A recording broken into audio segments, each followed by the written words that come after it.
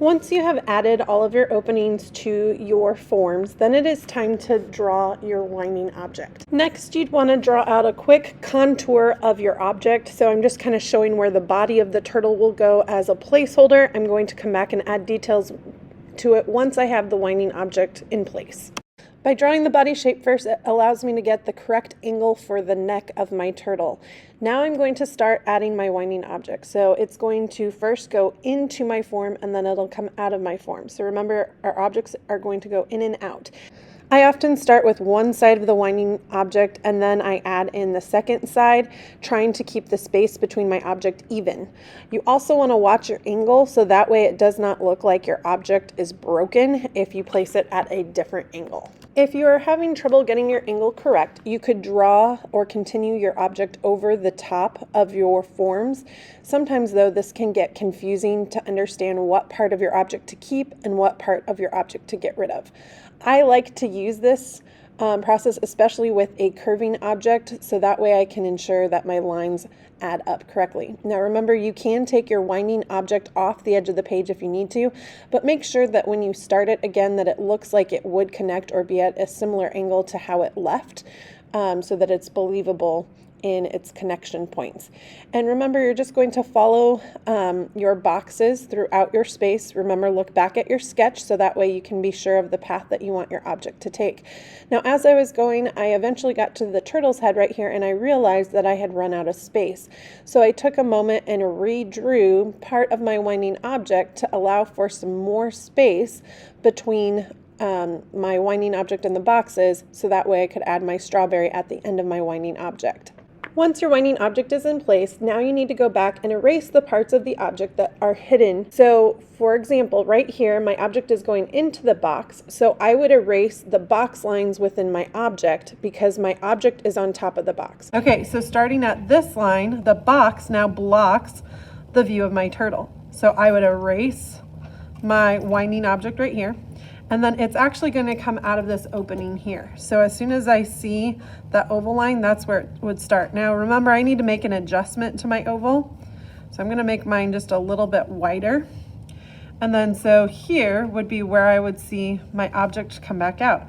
So I could see this part, this much of the opening. The rest of it would be hidden by the turtle's neck, okay? Or my winding object.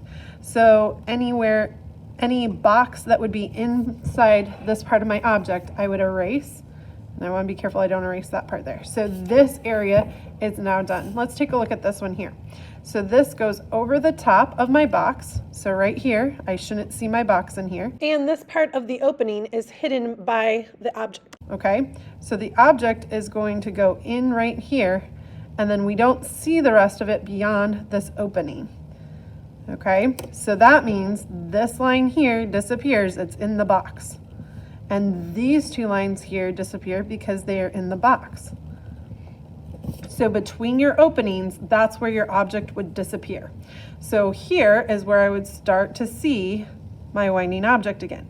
So what that means is the object, since this is what I want to see, I can no longer see this part of the opening or this part of the box. So I would take and erase them, okay? And I could clean up my lines if it was a little messy here. So one of the things that you need to watch when drawing your objects is that you extend your object line all the way until it touches the other side of the opening. This helps to create the illusion that the object is disappearing into the geometric forms.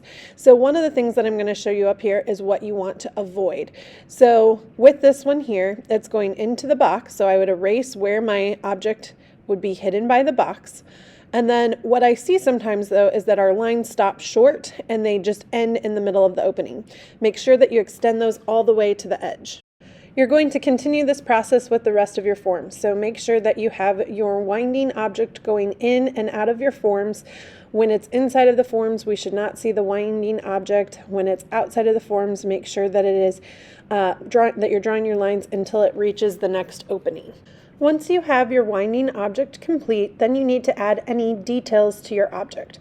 So the next step here is, for me, is to draw the face and the head of the turtle, and also to include the strawberry or whatever is at the end of the winding object. Remember, your viewer is following this winding object all through these forms, so they expect to see something happening at the other end. Then I can go back and add any details that will help to make my object more clear. So this is where you're going to take your time and really think about what will make your object recognizable. If it helps, you can even look up a picture using your MacBook. Once you have your winding object completely drawn the way you want it to look, then you're going to start adding the background details that are going to help show your theme. So to help show my theme of the Very Hungry Turtle, I decided to add some more fruits and vegetables along the outside edges that the turtle would want to be eating. Remember, one of the grading criteria is that you have thoughtfully placed your items and details on the page, and your design takes up more than 3/4 of the page. So please take your time with your background details. Yes, you can have things overlap. Remember, these background details should help to make our theme clear.